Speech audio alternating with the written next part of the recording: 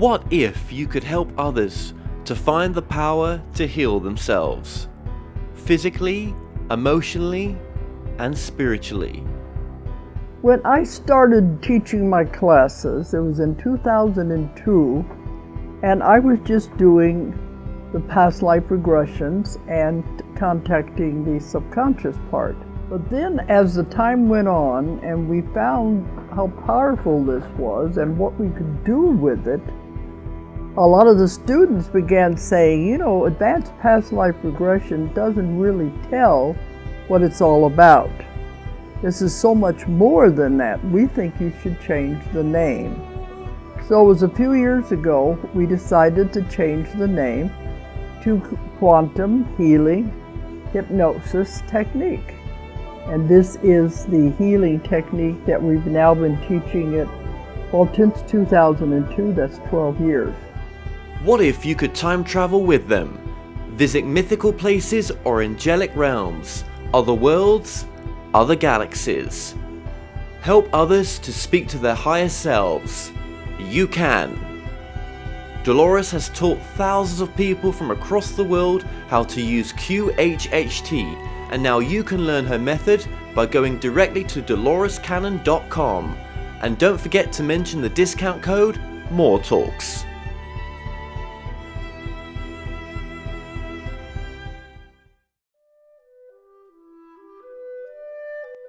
Established over 100 years ago, Watkins Books is one of the world's oldest and leading independent bookshops specializing in esoterica.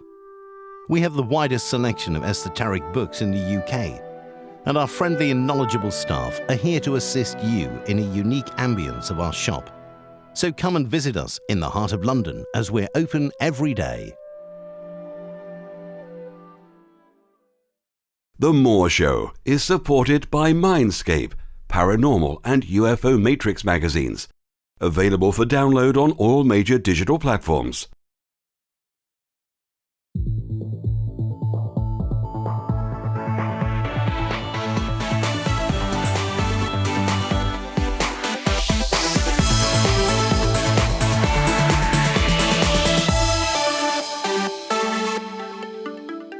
The comments and views expressed on The More Show are those of the people that make them and do not necessarily reflect the view of Kevin Moore, The More Show, or this radio station and its affiliate or sponsors.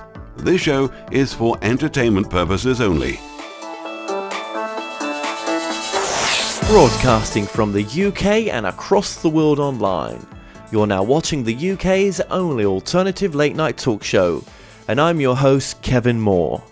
For the next hour, I'll be covering subjects that will open up your mind and provide you with information you may have never heard before. On today's show, I'm joined with Lynne Cockrum-Murphy, who is an intuitive consultant specializing in helping people move forward on their spiritual path.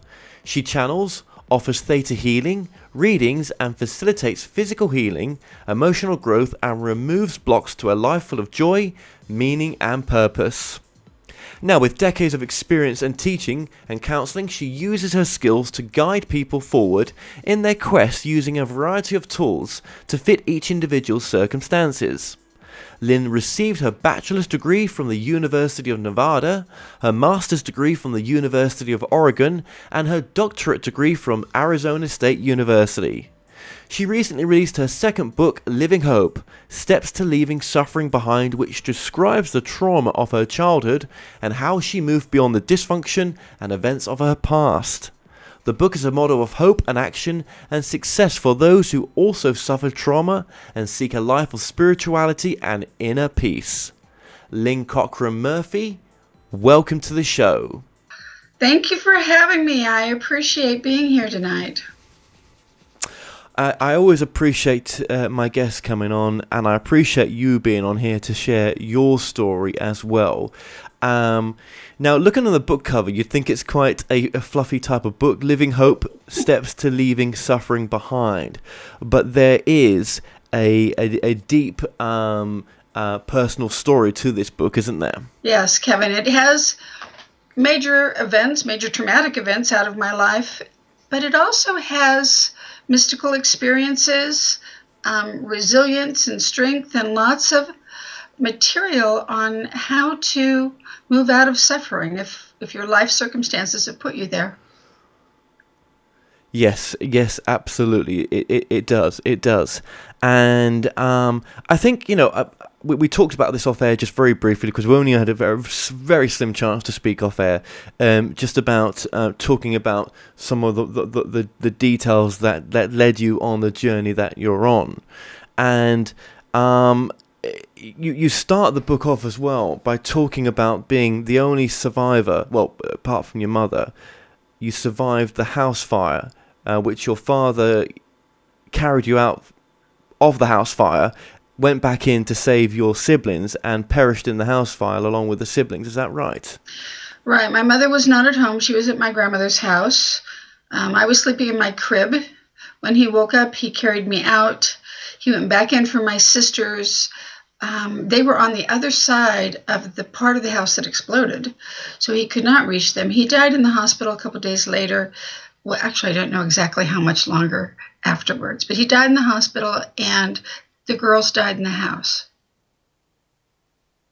Right, okay. I mean, obviously, you wouldn't remember any of that, would you? I have remembered little bits through regression. I've done a couple of regressions. And through meditation, some insights, glimpses have come to me, and that's it.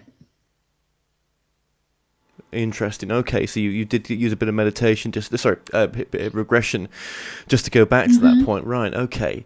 What happened to your mum at that point as well? Leading up to sort of 4 years old. I think at 4 your mother remarried, didn't she? But there was a lot of moving around, and it wasn't a really balanced household at that time. Mum was suffering, wasn't she? She really was, and I don't know that there are many people that would cope well with the loss of 2 daughters, one age 6, one age 8, and the loss of her husband too.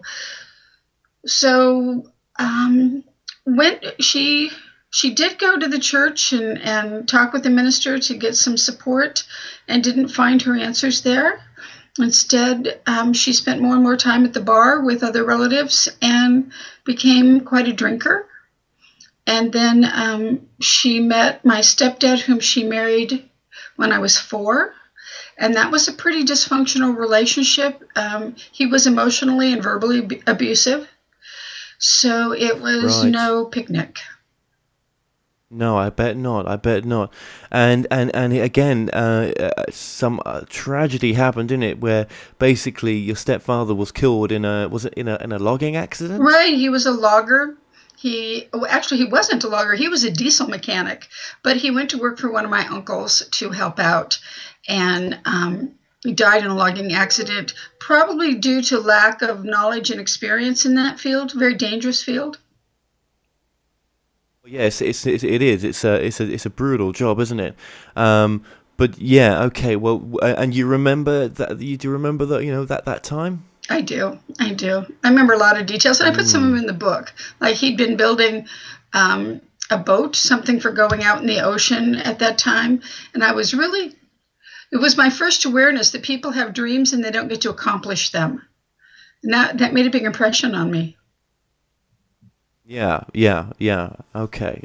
Well, yeah. I mean, as you sort of point in the book that you had a lot of teachers in your life. There was a lot of teachers, and looking at this from a different perspective, and obviously, he was a teacher for a lot of people as well. But not the greatest experiences. But this is real life. It's real life.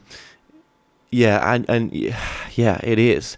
And not all of us, go through these difficult times.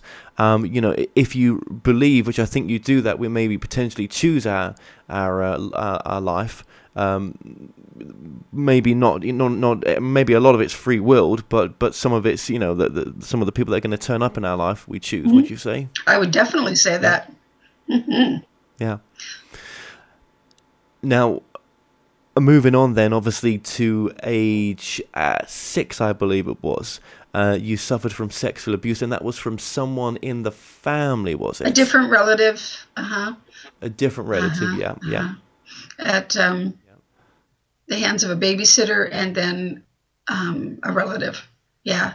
I do believe that my mother figured out something was going on and put a stop to it, but no outward confrontation. Like we never discussed it. No, it never got took and taken to the police or anything like that. But but you had to go through this and almost live in silence that this was taking place. Almost all and again, molesters of children threaten and know exactly what to threaten to keep the child silent. Yeah. They're usually the perpetrators are usually very skilled at that. Yeah. And was this a memory that you had sort of left in the recess for a long time, and this book sort of brought it back out again, would you say? I have worked for decades on healing all the different things that happened in my life, so I had worked quite a bit on that. The book took me to another level of healing in all the things. More than anything else, though, it's the trauma of the fire that I end up going back and working on over and over. Right, wow, that is surprising. That is surprising. I thought it would have been some of this other stuff, the sexual abuse, because there was also you also experienced gang rape as well, didn't you, as a teen? As a teenager, I didn't have much supervision. My mother had remarried again after my stepdad died. She married a man with a serious alcohol problem, and they spent a lot of time at the bar. So I didn't. Plus, I was rebellious by that time. I was angry at the world. So I acted out, did my own thing, and she didn't protect me, and she couldn't protect me both. Again, did you tell anyone what had happened when the gang rape happened? I mean, was that... Oh, I did go to someone at school and talk around the subject, like looking for assistance, but not direct enough for him to actually help. Oh my gosh. So you just, but then at 17 you did live in a Buddhist community, if I've got that right. Was that to do with the pain that you had experienced from, the rape, the upbringing that you had, all the accumulative experiences? What caused you to go to that community? I think it had to do with the fact that I was taken to quite a few different traditional churches in my childhood, that my family said go to church, but my family didn't go to church. And I saw them saying, go get your answers here, but they didn't appear to get their answers there. So there was some disconnect and it wasn't working for them. And I thought, okay, well then where are the answers? If you are so unhappy and you tell me that there's a possibility that through faith you can find your way, what faith is that? Because this one isn't working. So that's when I decided to study. So, as a teenager in high school, I read psychologists, and I remember Dr. Eric Byrne, games people play, trying to figure out my family. I read Alan Watts and other psychologists and people, more existential works. So I was searching. I'd become a searcher even as a teenager. And then when I discovered the Buddhists, I'm like, right on. Here's somebody with something going on, and they're willing to teach me. So I jumped in and learned how to do their form of chanting. It was from the Lotus Sutra. And then I studied with them. And probably the most important thing that I learned was the law of cause and effect, that which is the foundation of what is karma. And then it gave me a whole new perspective, like it opened up my mind to, there's a reason things happen. It's not just God's not paying attention or bad luck for you. There's a reason for everything. Yes.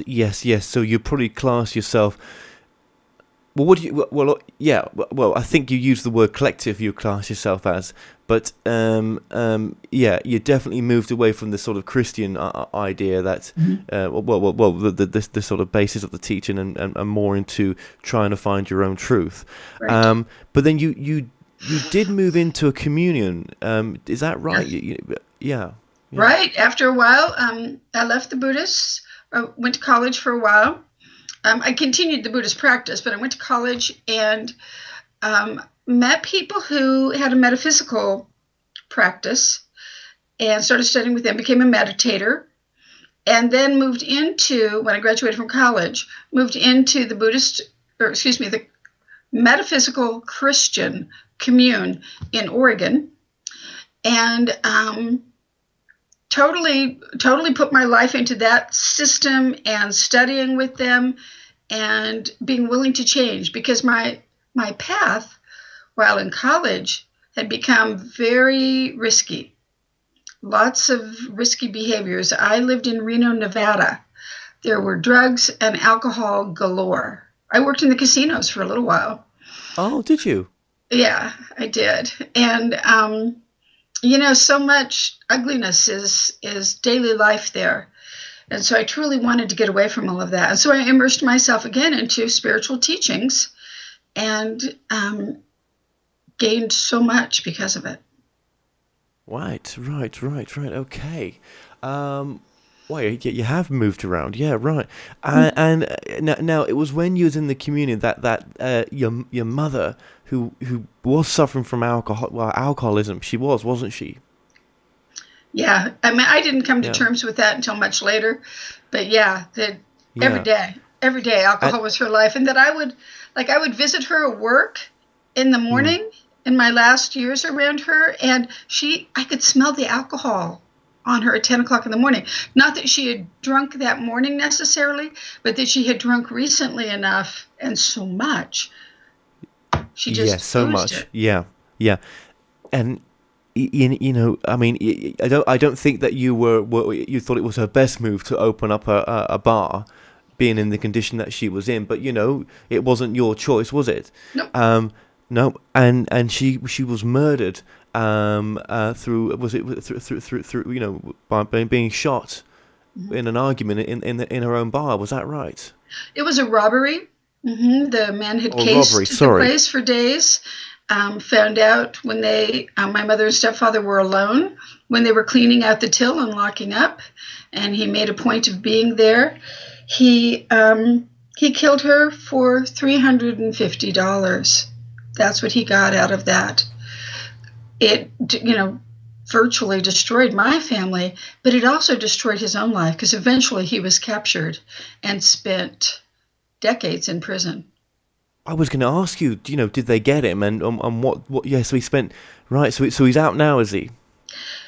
He is, and that's something else I write about in the book, because I was so pleased when they captured him and put him away, because I saw him as a cold-blooded killer, willing to do that for so little, that I wanted the world safe from him. And when I found out quite a few years ago that he'd been released, I was devastated, because he had like 2 life terms and 40 years or something. You wouldn't think a person would get out. And it appeared to be in part a financial decision by that state, and also about the fact that he was about 80. And I guess when criminals are older like that, they're not much of a threat. So yeah, he was released, and that was traumatic for me. What work have you done on that to release that? I mean, have you forgiven him? But Wow. with forgiveness, I never expect forgiveness to come immediately for me or anybody else. You do the work with therapists, with good friends who care, with journaling, with God, whatever tools you choose to use. And I do mention a lot of the ones that I used in the book. But you do that work, and eventually forgiveness comes around. I actually felt for him, because he ruined his own life. He spent decades in prison. I can't imagine what that would be like. Very sad. Yeah, can you imagine that? Yeah, exactly. I mean, he lost his own life, didn't he? By doing that, practically. God, what, now you can look at this different. What agreements do you think your mum and him had before they came down here? It's exactly what I thought about, that he was the one that agreed to play that role in her life that she must have wanted to exit in that way. I don't know why the need for the drama in my family, but there's been an awful lot. And she got out the way she chose to get out, and he had to deal with his own karma from that. You see, for me to be able to ask you that question is so empowering for you, because the way you answer it is because of where you're at, the healing that you've gone through, and the truth that you're at. Most people watching this are going to think, wow, how is she able to say these things, and even think that way? Mm-hmm. Well, I think it's because I chose to find spiritual answers to the big questions in my life, and I pursued that. I have a spiritual practice that's been in place since I was a kid, and everything I need is provided. It doesn't mean I don't have bad days. I have days where I wander around going, what am I doing? What's my purpose? Get me connected again. But I've been able to answer my biggest questions and feel that most of the time I'm here with a purpose, and life is good. And I've done programs on sexual abuse before, and they were some of my most difficult ones. They were, and I would do future ones. I really would, because I think the subject needs to be covered. But looking at this from a spiritual perspective, and I don't get people to ask people this much that have gone through it, because obviously they're dealing with it in different ways, right? Yes, forgiveness has taken place at some point. Yeah, I definitely. But I can ask you this because I know you're on the same level. Do you think that at some part of you, maybe before you came down here, the abuser and yourself agreed to this? Now, that would sound crazy to some, but what do you think?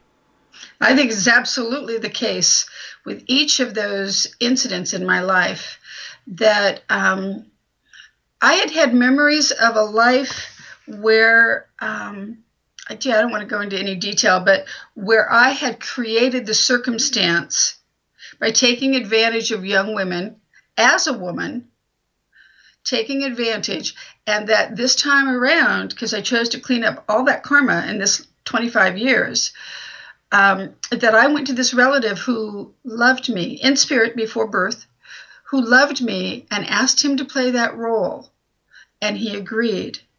Now, I don't know what that did to his own karma. I think that he's grieved very greatly that he stepped into that role, but out of love, he was willing to be that abuser. Just like, because you mentioned the rape, I had a dream decades later about being a slave ship employee who did the most heinous of crimes against the slaves on that ship. And when I realized that, the sense of relief that I got, that I had already atoned for that in that night in the desert. So I think for me, it all had great purpose. And if I'd been conscious of it in advance, I would have run from the scene. But I was not conscious of it. And I think that's why we do it that way, so that we complete what we choose to complete with people. We clean up our karma and we can move forward without it. But if we were conscious, my God, we'd probably commit suicide before you get into some of these circumstances. Wow, that's absolutely, yeah. That's just so empowering what you've just said there. Wow. Okay. And I guess then, coming from this perspective, and thank you so much for sharing that, coming from this perspective, you're able to help a lot of people. Yeah, most of my work now is either teaching classes in healing modalities, doing individual healing work, counseling work. I'm a licensed substance abuse counselor, and then working with people one-on-one and using theta healing, access bars, access trauma release techniques, because there are so many people that have depression, that have PTSD, so many women that have been abused. My husband and I were talking about it last night. The number of women, I don't have the exact number with me, but it's a huge percentage of the population. And with my clients, I would bet it's a good 80%. You know what? I'm not surprised, and I say that because I was told just recently, off the air, off the cuff, that there's so many women just locally where I am that go through abuse that it never even hits the paper because there's no trial, yeah. And I think to myself, just speaking to you, I'm like, wow, what about you take that on a national level or on a global level? Jesus, there must be a lot. There must be a lot. When I talk with women, often they'll tell me that they discovered that their parent was abused, their mother was abused.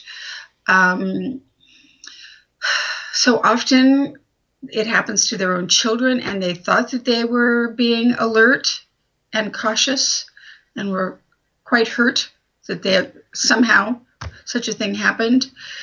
But there is a way to work through all of that. As painful as it is, we don't have to stay victims. So I certainly walked around in my younger years with a big V on my forehead, and I don't anymore. And I made a conscious effort when I knew that it was changing. Is I had a dream in my 20s, late 20s, where a police officer in this dream said or touched me inappropriately, and I turned around full fist and slugged him in the face. And that's when I knew I was changing, and I wasn't going to be a victim any longer, that I am empowered. Yes. And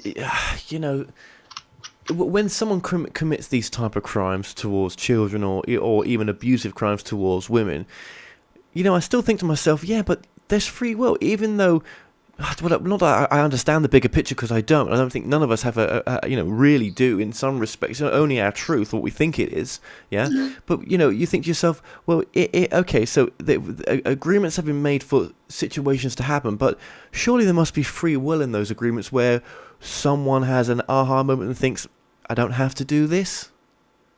Yeah. So how would my mom have died the way that she chose to die if someone hadn't been willing? So is that maybe not a karma-creating event on his part, but maybe the closing of an agreement? I don't know.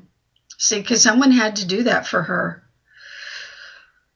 I also think that all karmatic events are very complex, that whatever we see at face value is not the answer. I once sat with an aunt who was ill, and I was doing some healing, and I went up and I asked Creator what was going on with her. And it wasn't so much that she had a cold or a flu. It was that she wanted out. She was really done with life. And that's what she was considering, even though she had an illness that she would heal from.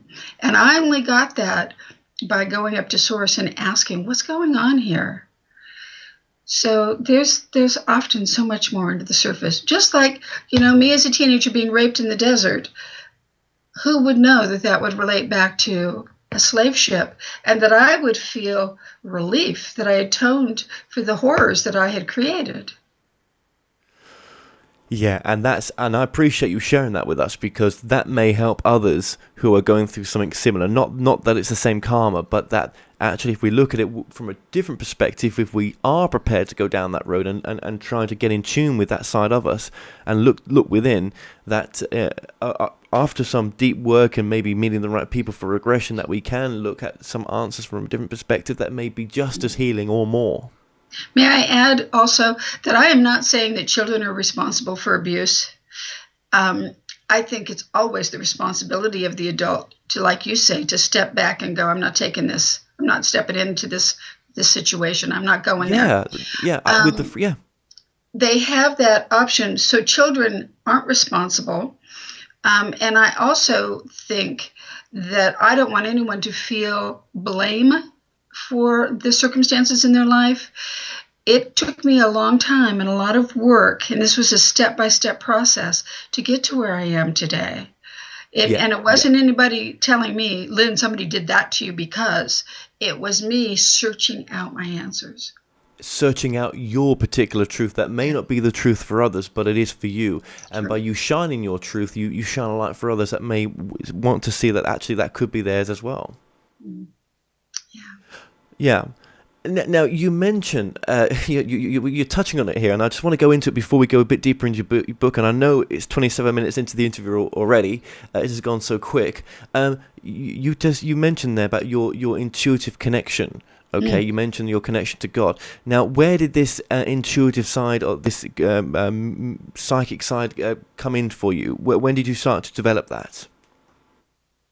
I think part of it was there from pretty young, because I remember some of my first experiences where we're driving. I was driving with my family or someone in the desert, and I knew what was coming up without knowing. I'm sitting in the back seat, and I'm like, oh my God, there's a lake up here. I want to see the lake. And so there were incidents like that, and that I was then stunned by what happened afterwards.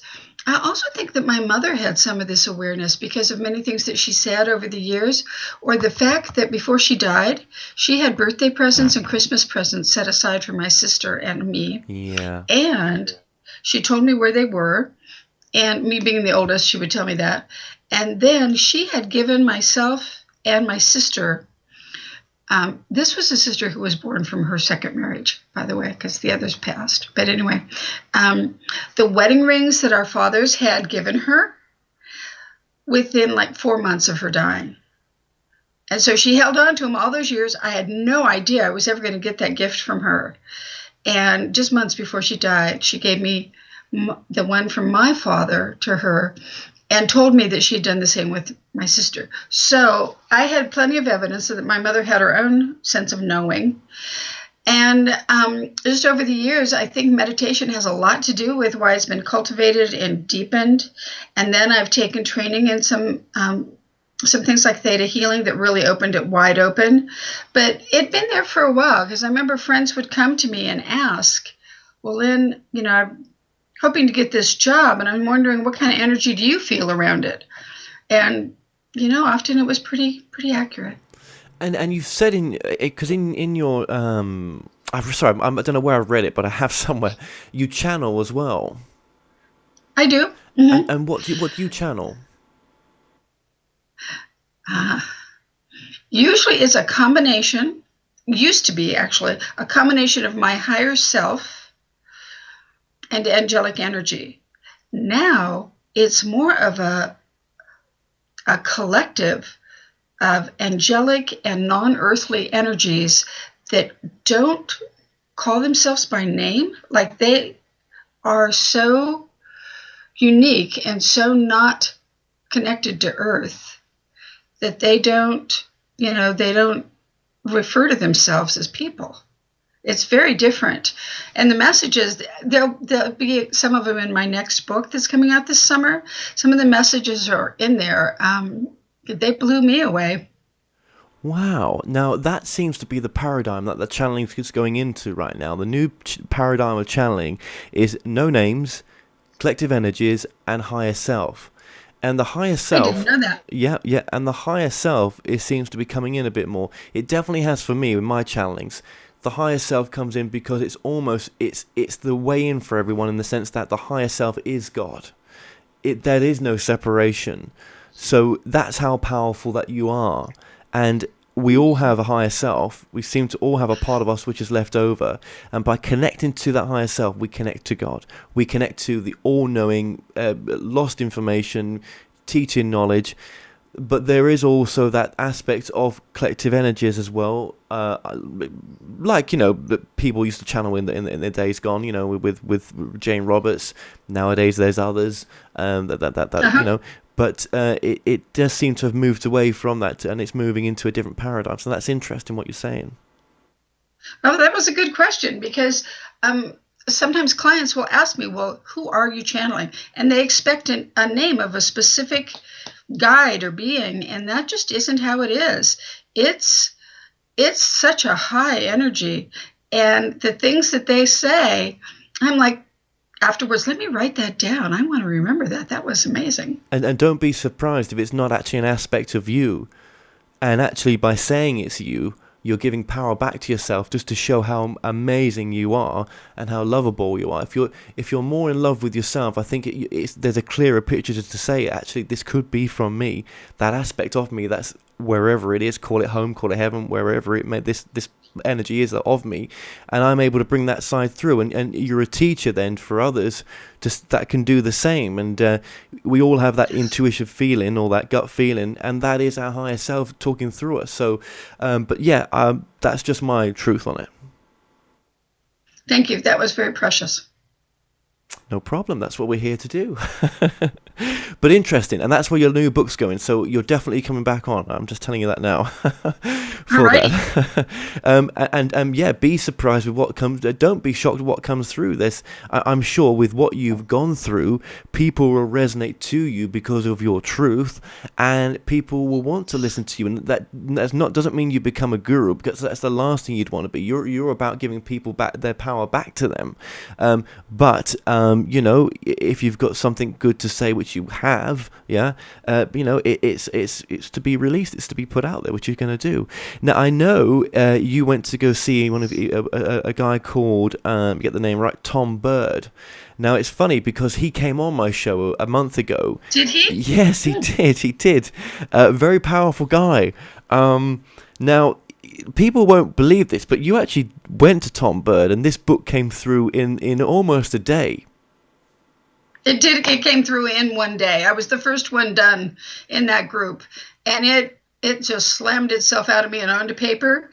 And it was because of Tom's method, because I had been trying to write it for a couple of years, and I would even create like writing retreats for my husband and I to go on, and he would write furiously, and I would play solitaire on the computer.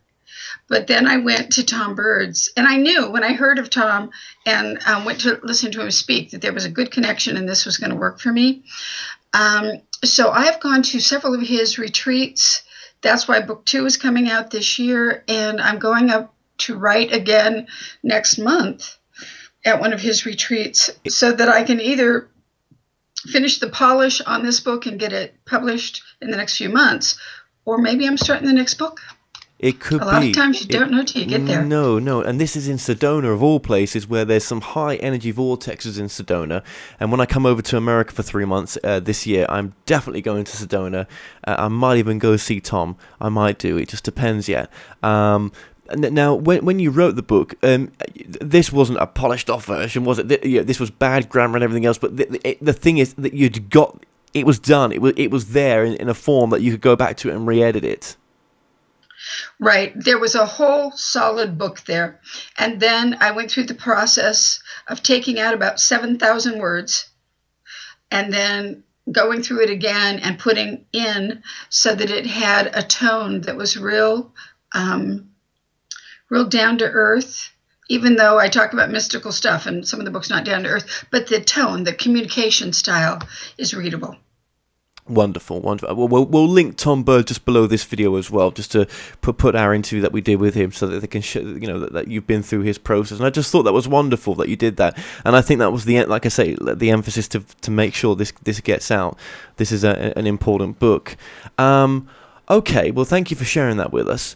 Now, obviously, the book's called Living Hope: Steps to Leaving Suffering Behind. What would you say if someone's suffering and they do want to leave it behind? What are some of the first steps they could take to get there? Seeking is a wonderful trick. People don't call themselves seekers so much as we once did, but seeking and trusting that what you need is available, it is out there, that you can ask God, you can ask people, you can look in books, you can look in the internet. You do have to use your discernment so that you don't get led off into some kind of garbage. But I think seeking, being open and malleable so that you can change and flex, take in new ideas.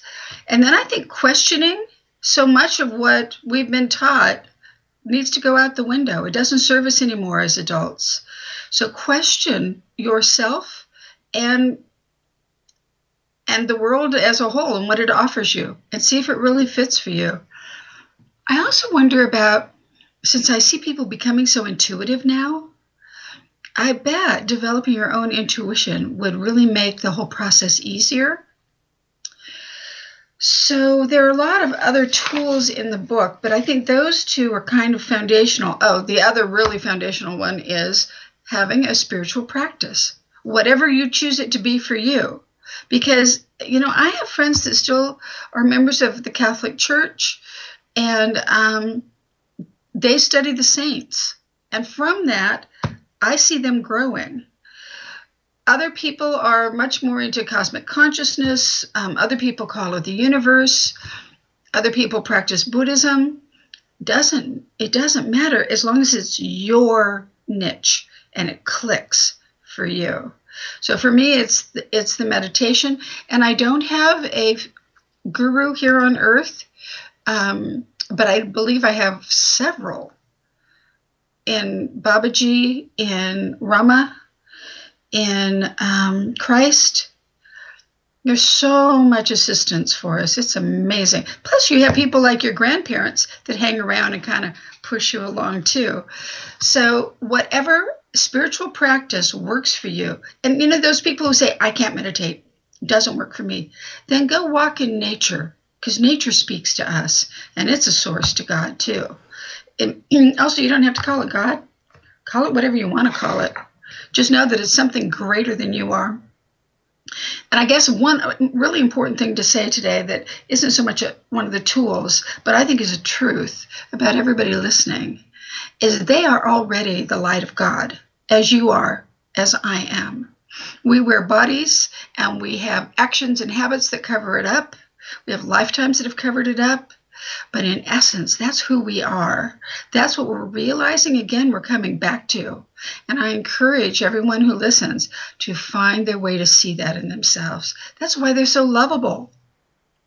Yeah, and I think people have a problem with that. Well, not everyone, but a majority do, because I do some days. Of course I do. Yeah, because it's so empowering to say that. That means that you have all the answers. That means you are 100% responsible for your life. That means that you are you're the reason why you're at where you're at. Yeah, that is true. That means you take responsibility for yourself. That's pretty grown up. And, I like that, because I grew up being a victim, and now I want to take ownership of my life. So I get responsibility for my happiness and unhappiness. But because of all the work I've done and my spiritual path, I have a really great life. I have a beautiful little home. I have a marriage of 30-something years. I'm retired from being a special education teacher, which was a really delightful career. And now I get to work with people in their own personal growth or spiritual development, whether they come to me as a client or as a student, and life couldn't be better. And I get to talk with people like you, which is really awesome too. I appreciate that. Well, teaching to me is a sign of love. So all those years of teaching was an action of love. It really was. It's the highest form of love, teaching, which is kind of what you're doing now anyway, right? But just if you just look at it from a different perspective of what teaching is as well, most definitely, and in actual steps to leaving suffering behind as well. Suffering for some people may not be anything that we've touched on today. It may be because they're just living on their own. They may be suffering from, having a family and everything before, and yet they found themselves just living on their own for years, and they're suffering in with a loss of purpose, with a loss of, just in their own silence in a sense. Yeah. Loneliness in itself can be suffering, lack of connection with people. Yeah, I think that suffering takes all kinds of forms, and that's why Buddha talked about it. That he saw it everywhere, and at first it hurt him, and then he transcended that. And I encourage people to pick up the book and use the tools in there that speak to them so that they can transcend it too, whatever degree it is. Not everybody's had my life, thank God, And yeah, some people have had it worse. So at the back of the book are a list of things to try, little action steps, which, if you're depressed, taking one action step in a day is a big deal, and that's enough. There is a film list, there is a book list, not exhaustive at all, but just that might spur you on, some of the stuff that relates to what I'm talking about in the book. So that might help. My website, Lynne Cockrum-Murphy.com, it has a newsletter, it has freebies on it, has a chapter of the book that's free that you can just read if you'd like before you decide to purchase. And then I invite people to work with me over the phone, through Skype. I'd love to help anyone make their next step. And that website is desertjewel.org. desertjewel.org. So if people want to look at my classes or find a way to connect with me. And I think you will find people connecting with you because of what you've been through. You've lived it. And there's a big difference in that. People trust that. Yeah. I would if I most definitely I'd resonate with you more if I was coming to get healing. Yeah. I think with people who've been abused, that's true too, because they're so humiliated by their experiences, or with rape, or women who've been in abusive relationships with husbands, even. As my mother was. Most times we know these people. Most times we know them. That is true. This is what brings it round into a full circle, because you refer to suffering in your book as an illusion. Then let's just move into that just briefly. So this is one of those big concepts, because I certainly wouldn't have said this 25 years ago. But I believe all of this is illusion, that we are consciousness. We are cosmic consciousness. We are awareness. And we create bodies so we can have these experiences. But none of this is the greater truth or the greater reality. So suffering, although when you break your leg, you certainly physically suffer. But the part of us that is the observer in meditation, the part that is aware that it's thinking, that silent part back there, that's who we really are. So when we're connected with our true self, then there is no suffering. There's perfection. And that's what I get in my meditations. I get that stillness. I get that awareness of something greater than myself, that I am actually part of that. And it's very difficult to put into words. But there's no suffering there. No, that's right. It's the I am, isn't it? It's the silence. It's the, oh God, it's wordless, isn't it? But it's the soul. If you wanted to put it into some, baby step words, you're connecting with that higher self, that the eternal part of you. Yeah.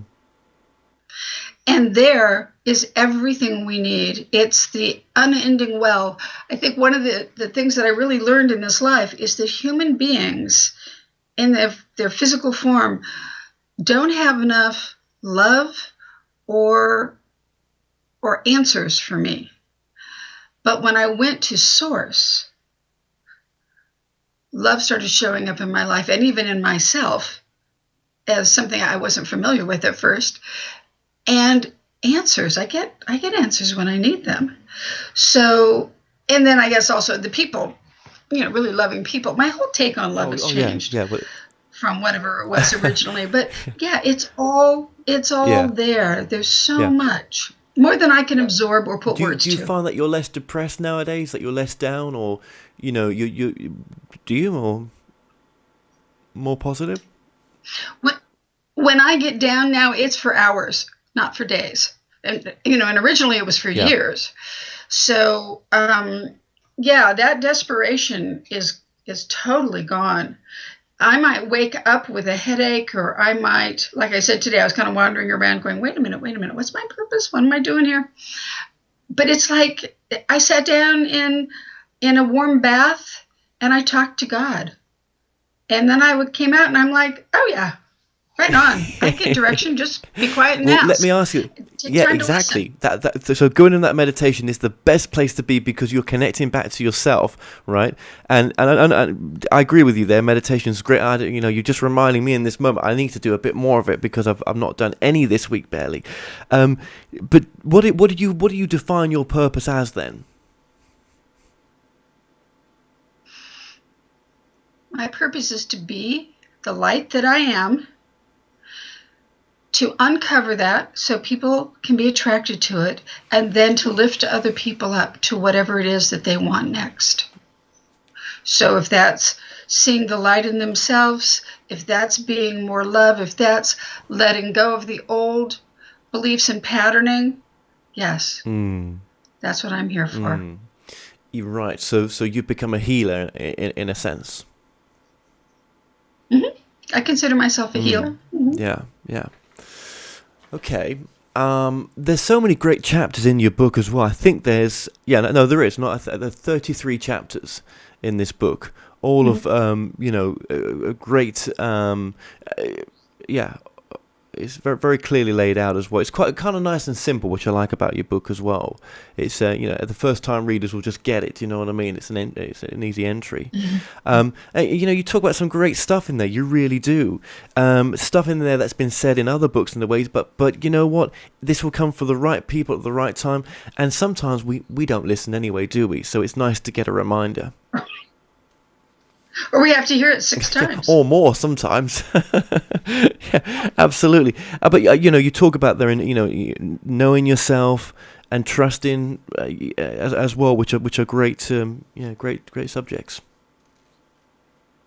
Mm-hmm. Oh my goodness! You spurred a thought, and it passed really quickly. It's left you as I get those moments. Don't worry. You think of something. I think I got it. Okay. In the book is a diagram. It's called a Venn diagram. It's 2 circles that overlap. And it's for an exercise on being versus doing. And I've done workshops on it. And people love that because I guess most people think they do a lot. And they would like to be in that state of being, aware of themselves as the observer, to cultivate more of that stillness within. And so if you get the book, I put an example in it and I put a blank so that you can do it. Or you can go to the LynneCockrum-Murphy.com website and you can get a copy of it free there. And work yourself through that, because what you can do, it'll help you do, is identify what little actions you might want to take or change so that you can have a little more of that being state in your life. Finding those things that are a combination of doing and being, like yoga. Yeah, which is another great one as well that I always forget about. Yeah, absolutely. What would you say, Lynne, then, is maybe the most important message of this book to the audience? No matter where you've been or where you're at right now, there's always hope. That's why it's called Living Hope. Steps to leaving suffering behind, because life can be amazing for everyone. And it's a matter of being willing to get yourself there. Absolutely. And that's no matter what you may be going through, whether it's, a feeling of powerlessness, poverty, depression, loss. It's the same way forward or through. And I have to practice these things even today, as I deal with the loss of an elderly relative or so on. I actually find myself thinking at times like, well, okay, Lynne, right now you're miserable and you don't like to be miserable. You don't want to stay here. What would you say that you should do? And then I get off my rear and I do it, because action makes a difference. It does, and you have to follow that inner knowing to find which way is forward for you sometimes as well, don't you? Yeah, absolutely. Mm-hmm. Well, Lynne Cockrum-Murphy, I just want to say thank you so much for joining us today. It's been a complete pleasure. Thank you. It really has been for me too, Kevin. Well, we've come to an end on tonight's show. Don't forget that you can listen and watch all our past interviews on The More Show's official YouTube channel. Remember to subscribe to our YouTube channel for new daily shows. You may also find out more on all past and upcoming guests on the show via themoreshow.co.uk, and do like us on Facebook and Twitter for the latest updates. So until next time, be safe.